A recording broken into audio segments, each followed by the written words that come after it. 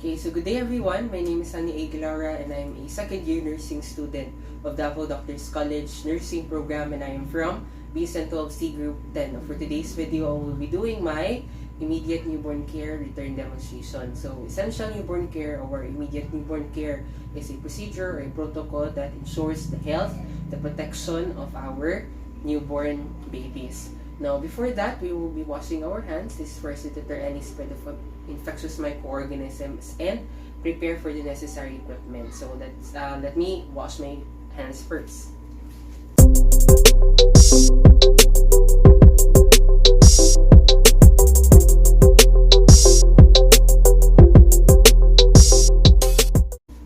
Now that I have already washed my hands, I will now be preparing for my needed equipments. So for the needed equipment, I have already set it here and still applying the guidelines in aseptic technique. No, those sterile items are kept from those who are not sterile, and also preparing for the needed equipments is for us to conserve energy and also to be more efficient. Now next, I will be identifying the client that I will be with me today with the wristband or the band or the identification tag that is in the legs of the baby. Okay. Okay, so now that I have identified my client, now this is for us to know that we are delivering the procedure towards the right client. Okay. So I have already identified the client by the band that is attached in his leg. I will now be ensuring that the environment of the client or the environment that the client is in is warm, because babies or infants are really prone to hypothermia. Okay, so I'll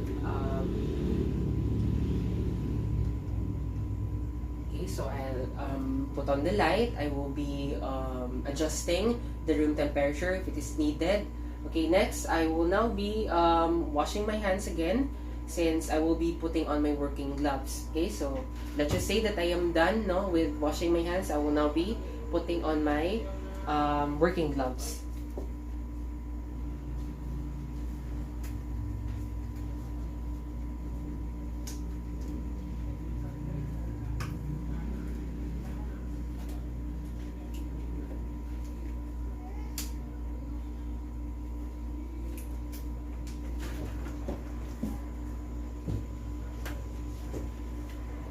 Okay, so gloves are actually there in order for us to avoid cross-contamination, since we are dealing with infants.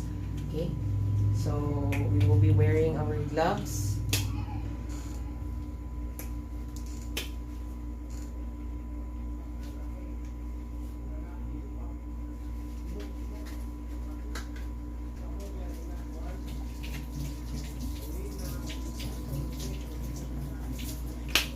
Okay, so now that I have worn my working gloves, okay, and I will now be weighing the infant in our weighing scale.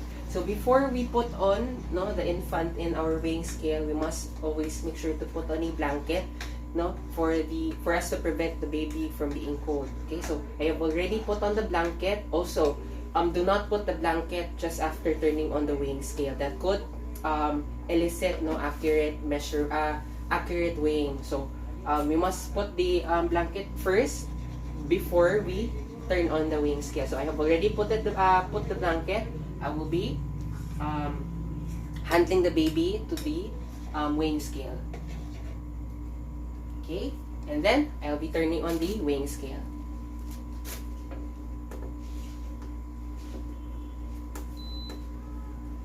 Okay, so let's just say that I have already known the weight of the baby. So the normal weight for the baby is 2.5 to 3.7 kilograms. Okay, so now that I have already determined the weight of the baby, I will be putting the baby back, okay, in our field. Okay, so next is that I will now be doing my cord dressing.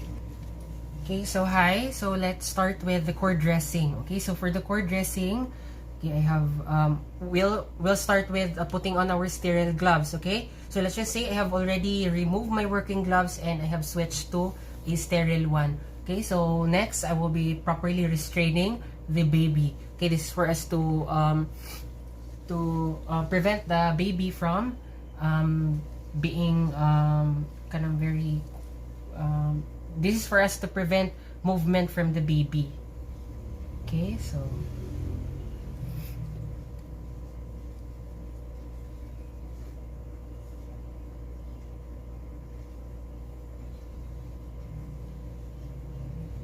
I will be restraining both the upper and lower extremities, no, and only exposing the abdomen where the umbilical cord is attached.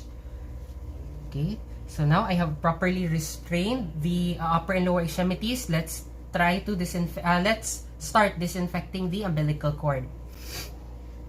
Okay, so I have here 3 of my cotton balls, no. This is soaked with an ROH or a 70% alcohol. So let's start with disinfecting from the base up. Okay, at least 3 times, not retracing the stroke.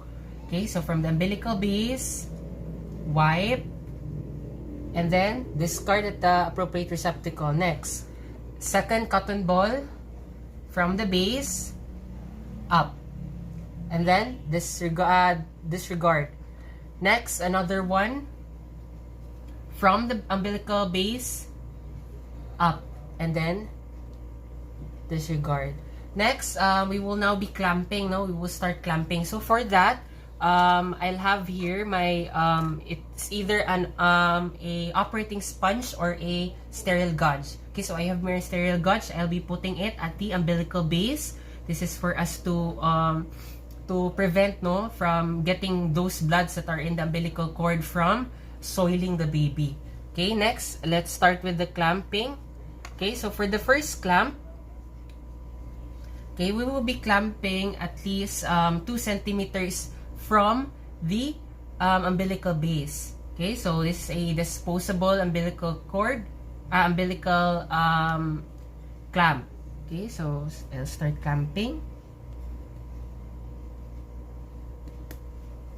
Okay, so clamping is actually a means in order for us to prevent the baby from having a excessive bleeding. Next, for the second clamp, I'll have here my clamping forceps. Okay, we will be clamping at least 5 centimeters from the umbilical base. Okay, so from the umbilical base, 5 centimeters. So I'll clamp. And then I have already clamped, no? I have already clamped the second clamp. Now let's cut the umbilical cord at the middle of both the first and the second clamp. Okay, so at least 0.5 centimeters from the first clamp. Okay, so I have here my sterile scissors. So it should be sterile scissors. So I am using my bandage scissors. So let's just say that this is the sterile scissors. Okay, so I'll cut.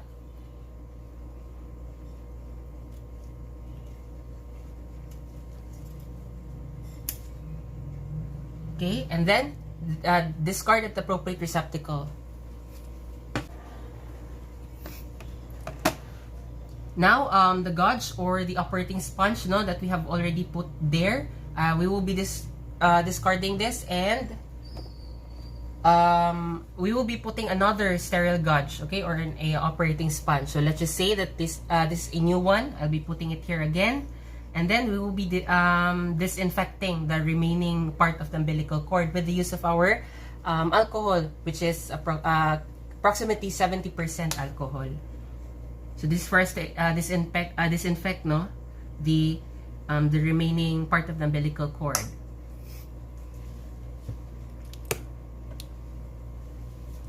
Next, let's just let the alcohol dry, and then let's remove the sterile gauge, and then discard it at the appropriate receptacle. Okay, so now that I have discarded the waste materials that we have did, okay, next we will be injecting the vitamin K. So vitamin K is actually a sort of protection for the baby from excessive bleeding. Now, let's have our syringe here. Okay, so I have already prepared the injectable, no, filled with 0.1 cc of vitamin K in our tuberculin syringe. So let's just say this is a tuberculin syringe. Okay, first let's restrain the baby, the upper extremities of the baby, since we will be injecting here at the vastus lateralis. Okay. So let's just say this is the skin of the client. Okay, so I'll have the vitamin K here.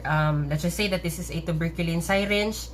Before that, before injecting, I will be putting on alcohol first and disinfect the part wherein I will be administrating the injection. Okay, so in assessing, no, or choosing for the part on the vas lateralis, we will be imagining 4 quadrants, no, and only inject at the outer part of the thighs of the baby. Okay, so let's just say that this is already filled with 0.1 cc of vitamin K. I'll remove the cap and then inject the vitamin K IM or intramuscularly.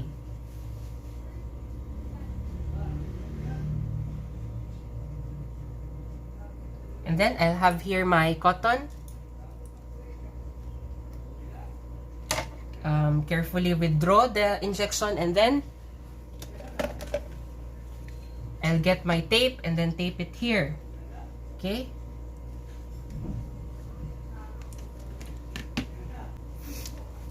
So after the injection, we will now be doing the anthropometric measurements, no, of the head circumference, the abdomen circumference, and the chest circumference. So for that, I will only be restraining the upper and also the upper and lower extremities for this. Okay, and also we will be measuring the length of the child. Okay, so I'll have here my measuring tape.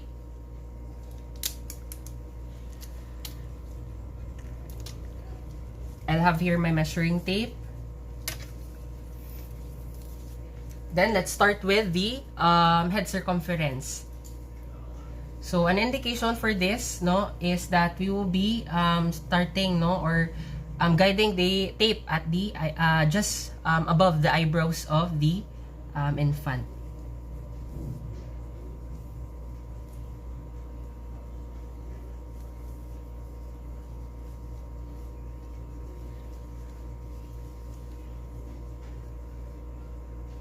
Okay, and then we will be taking it in our nursing notes next for the chest circumference.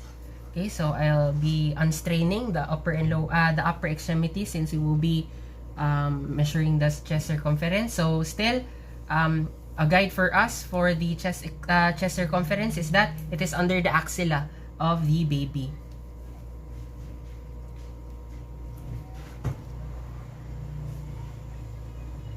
Okay, under the axilla.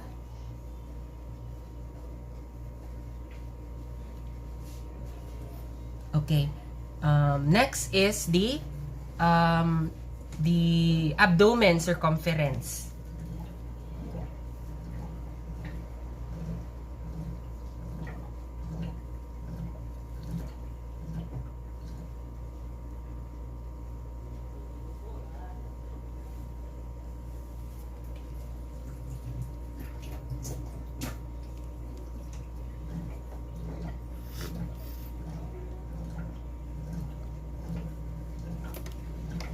And then for the length. Okay, for the child's length, we can do the point to point. No, we have been taught by our CI about this. No, we'll start at the heel of the feet of the client, and then from the waist, no, or the legs or the knees, and then from the shoulders, and then to the head. Okay.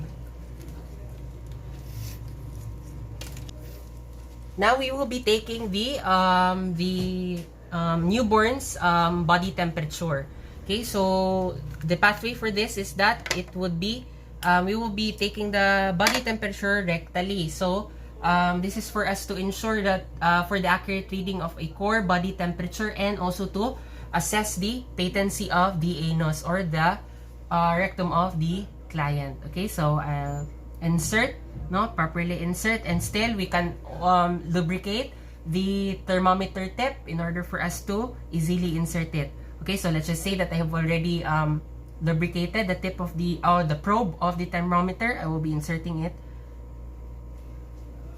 inside, and then teet. Okay, so we have already determined the body temperature, so we will be taking it down in our nurses charts.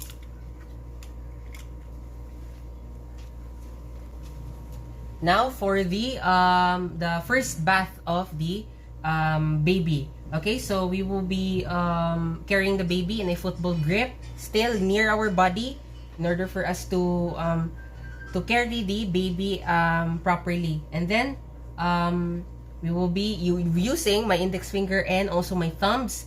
I will be covering the ears, both the ears of the client, in order for the client's ears to be protected from the water. Okay, so let's just say that I am in a bath, no. I'll be turning on the faucet. I'll mix the baby soap already here, and then I'll slowly wash the head of the baby, and then the extremities, and then after that I'll be properly thoroughly dry the baby. Then after that we will be proceeding to the wearing of the infant's clothes. Okay, now we will be dressing, no, or putting on the clothes of the infant. Okay, so make sure that we have already prepared all of the clothes of the baby in one field. No, we have the mittens, we have the socks, the cap, and also the blanket. Okay, also the diaper. Okay, so I'll carefully place the baby in our already prepared field, carefully, and then I'll start to dress him. Okay, put on the cap of the baby. Still carefully assess the head of the baby.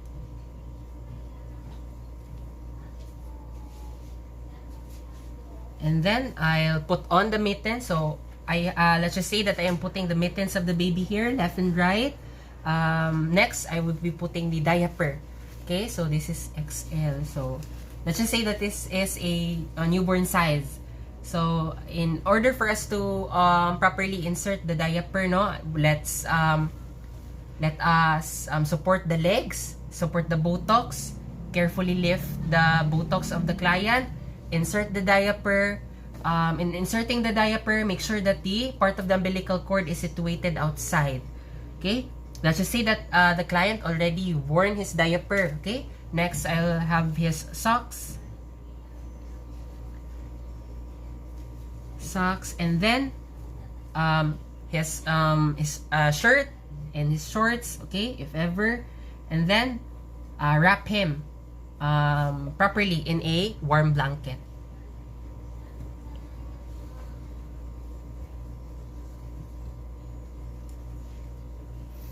Now, we have already dressed the baby, no? We will be applying a ointment in his eyes. So let's get the ointment. Now, for the application of the Creed's prophylaxis, no, or the ointment that we will be putting in the eyes, this is for us to protect the eyes of the baby, no, from infections or diseases that are the pathway that he's been in the delivery, where in the vagina, no, that could actually infect the eye. So we will be putting the ointment. Okay, so the style here for putting the ointment is that we will open the eyes one by one, and then put the ointment from the inner to the outer canthus. So first, I'll be shielding the eyes of the client. Okay, or actually you can adjust the light. We will be adjusting the light, and then open one eye gently, and then put the ointment. Also make sure the tip of the ointment is not touching the eyes of the baby. And then next eyes. And then after that, we will make sure that the client is comfortable. We will be recording all of the procedures that we have done. We will be recording the vital signs. We will take the vital sign. We can also do Apgar scoring.